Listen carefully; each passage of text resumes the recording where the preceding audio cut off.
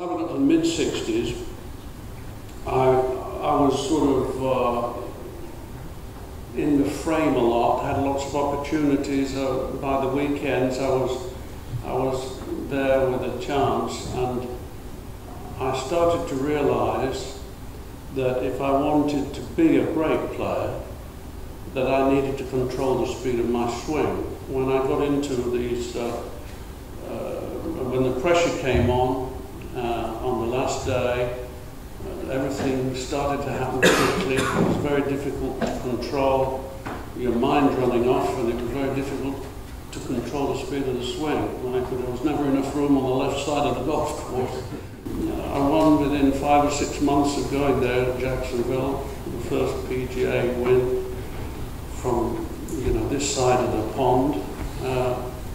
And then, of course, not long after that, 69 managed to win the Open. I couldn't have done that had I not had this opportunity to understand more about what the swing was all about. And then when Ken came with Colin Snake, I was on the practice tee at Moortown, and would I do this? Well, you could have knocked me down with a feather, because I was shocked that they would ask me. It was the last thing in my mind.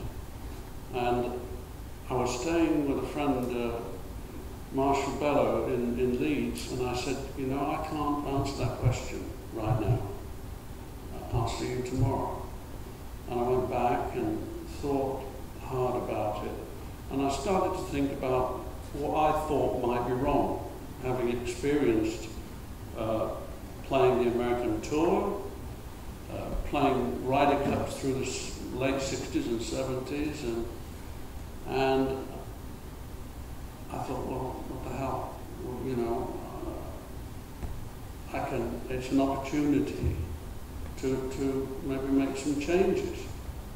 So when I met with them the next day, I said, well, I'll do it on certain conditions, and I started to name, I said, Americans flew Concorde, we flew British Airways in the back of the bus with a block booking and not knowing who was paying for the drinks, or couldn't take our caddies. We wore anything anybody would give us to wear, and essentially we were being treated like second-class citizens. And it had been my experience in professional sport, certainly in golf, that if you had a champion's outlook and you were up there and you felt, you needed to be dealt with on that same basis as a champion. And I stood and I said, I want Concorde, I want Cashmere, I want our caddies to go with us, I want the captain's room. Anyway, they said, okay, yes. I don't think they knew how the hell they were going to ever do it, and where the money was going to come from, these various things. I have to say that Colin Snake was fantastic, because I think it lied on his doorstep to make most of that happen. Of course, the first thing I had to do was get Seve. And Darby was at Leeds, and I said, what about Seve? He said, well, now you've accepted the captain's job, is your problem. Well, for me, Seve was anything but a problem, but I knew he was cross. And he vented and told me how he felt about everything and everybody, and I said, I know. I said, I felt much the same as you did. But it's going to be different now, because we're going to change everything. But I can't do it without you. Within a week, I won't bore you with the story. He came back, he said, okay, I help you. And that was it, basically. I mean, once I had him on board, I used him to help other players, if I could. He was fantastic. Don't give him a rock. Tell him Seve on the way past, you know, and he was happy to do that kind of thing. But, and of course, his passion for the game and his passion to want to beat Americans, to show Americans that, you know, okay, they may have all of the trimmings and better conditions and better courses and better this and better that, but it doesn't mean to say they were better players. And as a team, and I felt actually that way too, and as a team, you know, that was the sort of process we set out to prove that, you know, but for the first time, I think we stood on the first tee and it was a level playing field. You know, our guys felt like kings too. I think we all know the result. We lost by a point that day when Watkins beat Canizares, pitching it on the last hole to within 3 or 4 inches. Nicholas kissed the divot. And I have a video at home. We're all on the dais at the end of the thing, looking pretty, you know, because for everything it looked like we were going to win that last afternoon. We were in front. We were just edged in front. And then to have that happen at the end, we were all pretty down. I mean, every face, Santorum, Gallagher, all of us were pretty. And I think it was Seve that said before the day ended, he said, you know, this is not a defeat, this is a victory. This is the first time we've come close to beating the Americans.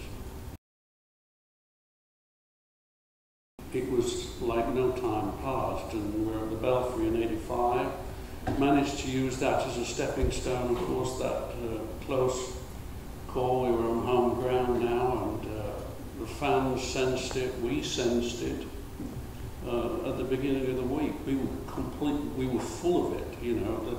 My job was to not be overconfident, you know, details, going over things, making sure everything was as it needed to be from my end, and of course, first time in 28 years we got it done. And it was a very emotional time for everybody. Bernard Langer, I remember saying, you know, I'm 28 years old, he said at the time. He said, that's a long time as far as I'm concerned. And it was. I'd made all the same arrangements there. We had the team room. Everything was working beautifully. And we just kept our foot on the gas and won for the first time, of course, ever on American soil, on Jack's home course. I suppose it was those successes that may be part of the reason that these gentlemen are sitting where they are today. You know, the Ryder Cup bringing everybody together, that decision to involve Europe. And essentially, at the early part of that, it was Spanish players. There were 4 Spanish players, and Seve was one of them. Rivero, Pinheiro, Canizares, and you know, without their efforts during my period as captain, we couldn't have done what we did. And of course, Seve stands out. I mean, he was a one-man army. I mean, he was unbelievable when he got the bit between his teeth there. I mean, he was just incredible. So, but it was, yeah, the involvement of the European players that we couldn't have done it without that. And as I said earlier, I learned to play golf by watching, asking and watching. And I saw my job as to keep those fellas wrapped in cotton wool, as happy as they could be. And I had a one-on-one, and I made it my business to have a one-on-one relationship with every single player in my team. And invited him, if he had anything to say whatsoever, to come. I was an open, you know, free at any time to hear. And it's quite interesting, just one quick story with Seve, because I played him with Paul Way in 1983, and Paul Way was 20 years old. And he'd just won at the tournament at Wentworth, and he was full of it. And I think Paul thought he was capable of being the best player in the world, I mean, at that point in his life. Anyway, I put him with Seve, and after 2 rounds, or the middle of the second day, Angel Gallardo came up. He said, "I think you need to talk to Seve. He's not happy." He'd never said anything to me. He said, "No." He said, So I got him in the locker room, and he's peeling his shirt off. It was hot, and I can see him now. I said, "We've got a problem." He said, "This boy." I said, "Who, Paul?" "Yeah." He said, "I am holding his hand all the time. No, don't do this, do that. No, hit this club, hit this." He said, "I feel like his father." I said, "Seve, you are his father. That's why you're playing with him, you know." And I said, "Is that a problem?" He looks, and like the penny dropped. "For me, it's no problem." I said, "Well, I'm very pleased to hear that." And they went out and beat Tom Watson and some other guy in the afternoon, and they put more points. That partnership, because Seve was holding his hand. But I thought he'd figured it out, you know. And of course, by the end of it, and by the time I'm sure he was captain, you know, he realised it is a different role. And, you know, the job is to get the best out of those guys. And I always felt I was going to get the best out of them. And I believe this passionately. Trevino said it didn't matter. You know, I want you to put this guy with that guy, slap him on the butt, you know, it doesn't matter about personalities. That's not true. You know, if you can engage two people, guys that rub each other the right way and get on together, inspire each other for whatever the reason, then you've got a winning combination.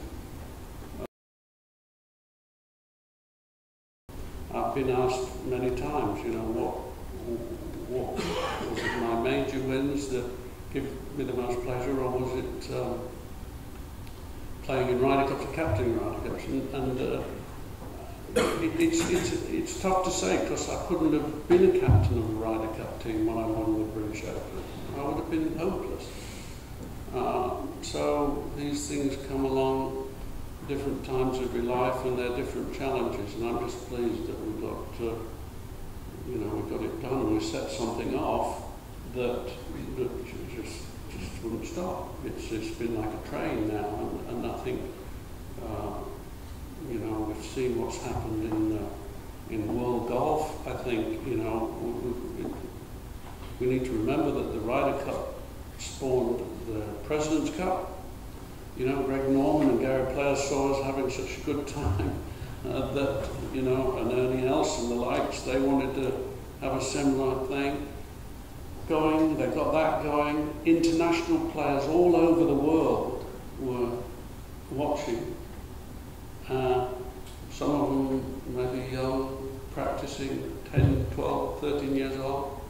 It was inspiration for them, and we're seeing now this we've seen it for the last 7 or 8 years. Incredible balance taken, you know, how many international players now, they call them. They used to call us foreigners in the American tour in the old days. There were only about 6 or 7 of us. But now there are a preponderance of young talent from all over the world competing at the highest level, both in America and Europe. And, you know, I think a lot of that has to do with just examples, you know, watching the likes of Seve and, you know what he could do, and, you know, that kind of thing. Yeah, I mean, when I was 25, when I had two major championships on my mantelpiece. You know, there wasn't anybody I was frightened of at that point in my life. I went for it and got it done. I said to myself when I was 18, 19, I want to be the best player in the world. And I think when I had those 2 Open trophies on my mantelpiece together, I was the best player in the world. We didn't have these sophisticated ways of knowing all that. It was about major championships then. And I put that in here. That's what I put in here. I didn't say to myself, I want to win all 4 majors twice. Now, I got the 2, and of course I wanted to win the Masters and I wanted to win the PGA. But that's not what I put in here when I was 18. I read an article last year, and Westwood was quoted in the article, Lee Westwood, who was a pal, a great guy. And in the article he said, well, you know, I just wanted to be in the mix. I found this really, really fascinating. And I know enough to know, and I've talked to enough great players to know, and Jack Nicklaus, the greatest of all, arguably, we've talked about it. I mean, if you want to be in the mix, you'll be in the mix. What Lee never said was, I want to win. I know it sounds daft, but, you know, here we are. He is one of the greatest players in the world. He's never won a major. I wonder if he's ever told himself, Gary Player, when he went to America in 1955, Doug Sanders sat next to me last year and said, he told me he was going to win all 4 majors when he came here when he was 18. He made the statement to Doug. Nicklaus, many times said, I always thought the majors were the easiest to win. He says, because 9 out of 10 guys don't believe they can do it. I think whether you're a businessman, whether you're a sportsman, whatever you are, if you set out with wanting to be as good as you can be, knowing that you can win. You know, this game has taken me to play with presidents of countries, presidents of corporations, CEOs of the biggest corporations in the world, and this is a trait in all of them. You know, it's a self-belief. They're comfortable in their own skin, and they've observed everybody around them and said, I can do that. I can be that. And if you don't believe it in the first place, what chance have you got? No chance. You know, it's so important. It all starts with ourselves.